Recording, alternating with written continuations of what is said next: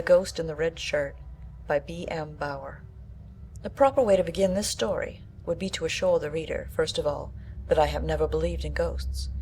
That is the way ghost stories usually begin, I think. Also, I should say that what I am about to relate is perfectly true, but I won't begin it like that. As a matter of fact, I don't care much whether you believe me or not, and I always did believe in ghosts. At least I always hoped they were truer than Santa Claus, and that someday I should see one. Aunt Jane, but I don't want to begin with Aunt Jane either. She always did begin everything in my life, ever since I can remember, and she shan't begin this story. I don't mean her even to know I wrote it. She'd only say I'm crazy, and I'm not. This is the way it all happened. And mind, I don't care whether you believe it or not. It happened, and your belief or disbelief won't alter that one important fact. And he was the dearest old ghost. But wait till I start at the beginning, as I should have done before. We had gone across the lake that evening in the little sailboat, the New Woman. Jack named it, you might know. He said she was full of whims, and it took a man to hold her nose in the wind. Jack's awfully sarcastic. There were just 6 of us, Aunt Jane and Mabel, Cousin Jack, Professor Goldburn, and Clifford Wilton. Clifford and I weren't on very friendly terms. We had been engaged, though Aunt Jane didn't suspect it. But it was all over, and my sweet little ruby ring was lying somewhere off Ware Point, where Clifford threw it one day. But this is a ghost story. Nothing happened during the sail, except that my hat blew away, and Mabel hinted that it wasn't an accident, that I liked to show off my hair. I said I didn't show off any hair but what I might justly call my own. And of course that made Mabel mad. Angry, I mean. Aunt Jane scolded me, as usual. It's easy to tell which niece has the money. We landed to visit a cave in the cliff, and Mabel and Clifford flirted outrageously. It wasn't a bit interesting. I mean the cave. The flirting didn't worry me. I was particularly nice to Professor Goldburn, so nice that Aunt Jane called me her dear child twice, and the professor came near offering me his heart and hand. Jack saved me. He called us all to the boat just as the professor got fairly warmed to his subject. Of course I ran as soon as Jack called, leaving the professor to come nipping along behind. I hate fat men anyway. A storm was muttering up from the horizon, and the oily, ugly clouds were almost over our heads before we pushed off, on account of Mabel and Clifford loitering along the cliff path and acting that silly. The lake was smooth as glass and ink black, and the look of it made me shiver, with 4 miles of it between us and home. Jack raised the sail, but it hung limp, so there was nothing for it but to row. Jack and Clifford went to work, while I steered the boat. Clifford spoke once to me. We ignored each other as a rule. "Better keep her close in. We'll try to round this point and run into the cove before she strikes. If we don't," remarked Jack cheerfully, "she'll flop us, and oh, mister, she won't do a thing to us." I rather thought she would do several things to us, but I didn't stop to argue the point. There wasn't time. I don't know just how it came about, but Jack was right. She flopped us. We weren't far from shore, so the upset wasn't very serious. The water was so shallow we could easily wade ashore, though Mabel called for help, and of course it was Clifford who rescued her, from water no deeper than our bathtub. It is incredible, the foolishness of that girl. I was first to climb the bank, and when I had watched the others land, I just sat down in the wind and the rain and laughed.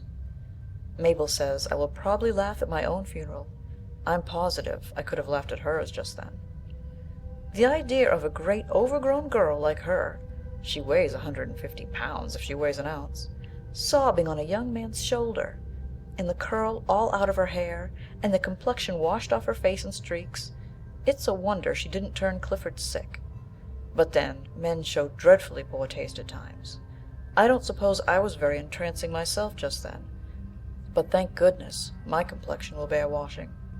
The New Woman reached the shore upside down, almost as soon as we did, and my old golf cape, that Aunt Jane insists I shall carry with me always in the boat, dangled on a wave-washed willow.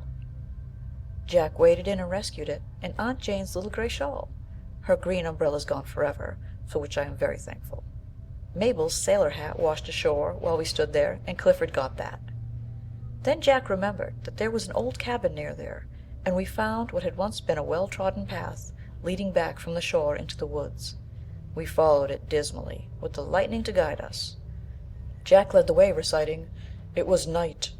The vivid lightnings flashed athwart the vaulted sky, and shook their fiery darts upon the shuddering earth. The elements were in wild commotion," or something like that. I think he got it out of a penny dreadful. Just as Jack said "commotion," with a fine roll upon the word, the professor caught his toe upon a root, and down he went, and I laughed. Aunt Jane didn't call me her dear child that time. She said, "Zella!" But I don't care. Jack laughed too, though he did pretend he was just coughing. We found the cabin half hidden by the tall burdocks and wild rose bushes. The doorstep was sunken and covered deep with the leaves of many summers. Jack threw open the door and cried, "Spooks!" in a sepulchral tone which gave me a chill, but when Mabel gave a squawk and caught Clifford's arms, I just pushed Mr. Jack headlong over the threshold and went on in. The lightning glared in at the open door and showed us a great old fireplace, with a huge pile of dry wood stacked in one corner, and there were some chairs and a table, and that was all. Jack swooped down upon the fireplace with a shout, and we had a roaring fire in no time, for Jack's matches were dry, for a wonder. Goodness knows he paid enough for his matchbox. Aunt Jane said it was a scandalous price, but it was worth every cent of it to have dry matches that night. We huddled around the fire, half frozen from our ducking. I spread out my old golf cape to dry, so that I might have some good of the old thing. I had lugged it around all summer and hadn't used it once. Aunt Jane and I took down her hair and wrung out the water. Mabel wouldn't. She said hers wasn't very wet, and that settled the switch question in my mind. And from the way Jack grinned, I know what he thought about it, and Aunt Jane trying to make a match between those two. Professor Goldburn backed up to the fire, rubbing his pudgy hands together behind him, and ogled till I felt downright sick, but I wouldn't show it. He had lost his eyeglass, and the curl was out of his mustache, and his collar all crumpled, and that oily smile didn't seem to match the rest of him a bit. I don't care if he's worth $1,000,000 or more, I just think he's horrid. I smiled back at him just to see Clifford scowl. But Clifford wasn't looking my way. He was whispering something to Mabel and had his back turned to me, both of which I consider rude in anybody, no matter who does it. Then Jack got to the wondering what was in the next room, for there appeared to be two, and he and I went to explore. The room had been a bedroom, I think. It was bare of everything but dust and cobwebs, and was so small it didn't take us long. Jack only burned one match and 2 fingers. After that we sat around the fire and listened to the storm, and tried to think we weren't famished, which was hard to do, seeing we had nothing since luncheon. Aunt Jane worried over Uncle John, and how anxious he'd be, but I was rather glad for him. He had lectured me awfully that morning, because I wasn't nice and dignified like Mabel. I hoped he'd remember it with remorse. Jack sang coon songs and even did a cakewalk. I got up and helped him in that, just to shock Mabel. She thinks cakewalking is very unladylike, and always looks scandalized when I begin anything of the kind. Aunt Jane, to punish us, I think, started the professor going on his pet microbes, and once he was started, no one else had any show whatever. He droned on about bacilli and other horrors, and gravely assured us that the old cabin was undoubtedly swarming with awful-sounding germs. Fancy being married to such a man. Ugh! Aunt Jane presently fell asleep, and as Clifford took to staring moodily into the fire and not seeming to remember anything but his thoughts, Mabel soon followed Aunt Jane's example. I was hungry and cross, and even the professor couldn't talk me to sleep. I wrapped my old golf cape around me and cuddled in an old armchair in front of the fireplace, with Jack and the professor upon either side of me and Clifford on a little bench against the wall. Aunt Jane and Mabel were on the side opposite Clifford, though they, being asleep, do not count. I was beginning to hold my eyes open with some effort when something roused me, and I sat up straight and listened. The storm was still beating furiously against the cabin walls, but another sound was distinctly audible. There could be no mistake. Someone was walking back and forth in the other room. We looked at one another, and I admit a creepy feeling went up my spine just at the first. Clifford caught up a brand from the fire and started for the closed door, and we all followed him. When we crowded into the doorway, we saw nothing but the dust and the cobwebs and the dancing glare of Clifford's torch upon the rough board walls. It was such a bare little room that I think we all felt a bit ashamed of our nerves. The footsteps had ceased, and only the wind and rain beating upon the low roof could be heard. "It's the wind," said Clifford, pointing his torch downward to freshen the blaze. "It was the water dripping from some branch above the roof," said the Professor, and that was the most sensible remark he had made that night. "More likely it's rats," put in Jack. "Can't be a ghost, they're noted chiefly for the noise they don't make." I pinched Jack soundly for mentioning ghosts, and spoke as firmly as I could with my teeth chattering so. "It's your microbes, Professor." Jack snickered, and the Professor rolled his eyes reproachfully at me. Then we all went back to the fire, and Jack threw on more wood. The Professor went on talking, only this time it was about telepathy, or something of that sort, and soon we heard that heavy, measured tread as before. I must say I didn't much like the sound of it, coming like that, with no feet to make the thing seem reasonable, and with no ghost to make it creepily interesting, but the men appeared to ignore the tramping, so I tried to not care. Jack fell to smoking cigarettes, seeing Aunt Jane was asleep, and Clifford poked the ashes into fanciful little heaps and got creases in his forehead.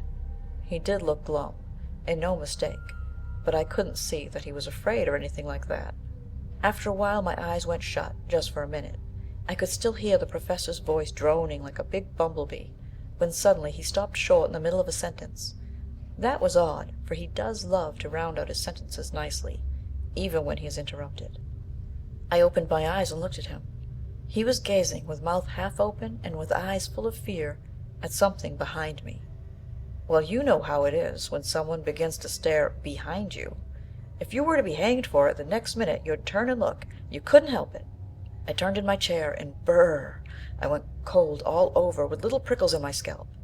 I suppose that was my hair standing on end, though Jack says it always does. Coming slowly across the room, straight towards me, was a man. Ghost. Oh, I don't know what. I gave one horrified glance. Then I jumped from the armchair, and with one bound I was on the little bench, snuggled up to Clifford's side. I didn't realize it till I felt his arm, well under the golf cape. That blessed old cape shall never go to the ragman, I assure you. I was none too soon, for as I sprang from the chair, it slid into it. There he sat, a short, stocky figure, with grizzled hair and rough, toil-hardened hands. His eyes were dull, and gazed straight into the fire. I must confess I was the tiniest bit disappointed after that first glance. I had all my life longed to see a really, truly ghost, but this one was neither picturesque nor orthodox. Where was the white winding sheet? He wore faded blue overalls and a red flannel shirt. As to the chill, I have felt that before. For instance, when Clifford threw my ring away out, and I watched the widening circle where it fell, while he said bitterly, "There goes my faith in women." I felt the very same creepy, cold trickling down my back. I believe I even felt worse that time. We all sat as if paralyzed. After a minute I gathered courage to glance up at Clifford's face, and do you know, he actually seemed to enjoy the situation. He looked down at me and his eyes smiled, and I'm not sure but his lips did as well. I know he didn't seem a bit scared. Jack certainly was white, though he scouted the idea afterwards, and the Professor's face was like a great lump of beef suet. After what seemed hours, and was probably only seconds, the apparition rose, glided back to the door, and disappeared. Jack drew a long breath and finished making a cigarette, though I know his hand shook and made it hard work. The Professor gathered himself together, said, "Lord bless my soul!" It was as bad as swearing the way he said it, and raised a forefinger. "Ladies and gentlemen," he began in a shaky half-whisper, "it would seem that we have just beheld something unusual and, startling." "Well, I should tell a man," said Jack, glancing furtively over his shoulder as he drew a match along the edge of his chair.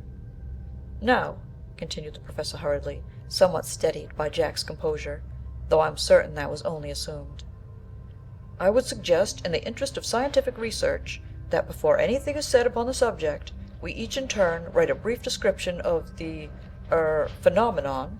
In this way there will be less danger of our impression being colored by that of another mind. And, ladies first." With his lame finish he handed me a little red notebook and a pencil. "Write briefly what you saw. I take it you did see something. Then turn the page and pass the book to Mr. Wilton." This struck me as being decidedly original, and since I was not nearly as frightened as one would suppose, It was such a comfort being reconciled to Clifford. I took the book and did the best I could. Then Clifford drew his arm reluctantly from under my cape. I hope and pray no one knew it was there all this while. Scribbled rapidly, turning the page, and gave the book to Jack. And then his arm... Oh, well, what could I do? I did try pinching his hand, but his fingers caught mine in an awful grip and wouldn't let go, and so, what could I do? Just then Aunt Jane woke with a shiver. "Mercy!" she said. "What an awful storm!" In a moment she noticed the steps in the other room. "Strange," she said, turning her head to listen. "What is it, do you think?" "Wind," said the professor rather curtly for him. "Water," said Clifford, giving my fingers a squeeze. "Rats," announced Jack in a tone which left us doubtful as to his meaning. "Microbes," finished I, not to be outdone by their brevity and aplomb. "Zella!" cried Aunt Jane, glancing apprehensively at the professor. The professor looked at me and sighed, and Jack clapped both his hands over his heart and nearly sighed himself off the three-legged stool. Jack can't endure Professor Goldburn. "Zella," began Aunt Jane pointedly, "don't you think you would be more comfortable in that chair?" Meaning the ghost chair. "No, I don't," I snapped very impertinently, I'm afraid. "But catch me sitting in that chair again." Aunt Jane turned to Jack, perched uncomfortably on the stool. Now Jack is proverbially lazy, and he never sits upright when he can lean. "Well, Jack, I never knew you to let a cushioned armchair go begging an occupant. What's the matter?" "Oh, nothing," drawled Jack. "You sit there yourself, mother." "Well, I will. It looks more comfortable than this straight-backed one." And she settled down heavily on the faded calico cushion, while I shivered with horror. If the ghost in the red shirt returned, well, Aunt Jane is one of the screaming sort. We sat quiet a long time, it seemed to me. I was just wondering if I dared lean my head against Clifford and take a nap, when I felt his arm tighten warningly. I looked, and there was the ghost, gliding up to the chair, his lustreless eyes fixed upon the fire as before. Jack turned and saw it and grew white. He can't convince me he wasn't scared, for he looked it. I stared, horrified. I tried to cry out, but before I could limber my tongue, it felt so dry and helpless. The ghost reached the chair and sat right down upon Aunt Jane. He really did. She stirred a little and shivered. "Throw more wood on the fire, Jack," said she. "I feel chilly." Chilly? Good heaven, I think we all did. Even Jack's splendid nerve was shaken at sight of his own mother, dandling that thing upon her knees. "Mother!" he cried, and his voice sounded hoarse, for a fellow that wasn't scared. "For God's sake, move!" Well, there's a gap in the story here that I can't fill. The next I remember, Aunt Jane was fanning me with Mabel's sailor hat, and Jack stood by with an old tomato can full of water, which leaked a stream almost, and he looked very sober. The professor was rubbing his hands together and saying, "Lord bless my soul," over and over. I hate that man. The ghost in the red shirt was gone, and I could not hear any footsteps in the vacant room. After that it was 1,000 years till morning. Our watches had all stopped, so I may be allowed my own estimate of the time, I hope. Well, I think that's all of the ghost story. It would take too long to tell how we walked home at daybreak, 6 miles, it was, right through the woods, and Aunt Jane and the professor puffing like steam engines before we had gone a while, or how Uncle John had a steam launch out searching for our remains. All that would make another story, and one is my limit. Oh, I didn't go to sleep in that cabin and dream all this. How would you account for Clifford's behavior since that night, then? And what about the red notebook? That is evidence that the ghost was real enough, I should think. We had all seen him alike. Only Jack said he wanted a shave, which I hadn't noticed, and the professor wrapped his description up in so many long words that there was no getting at the sense of it, except that he did see a ghost. Aunt Jane didn't see him at all. She says she'd have died of fright if she had, and of course Mabel, sleeping through the whole performance as she did, was perfectly furious. She even went so far as to say we all made it up among us just to annoy her. Mabel and the professor left the same day soon after that. Mabel simply couldn't treat me decently after she knew. Oh, and I have another ruby ring, exactly like the one which lies off Ware Point, and Clifford has oceans of faith in women. End of The Ghost in the Red Shirt by B. M. Bower.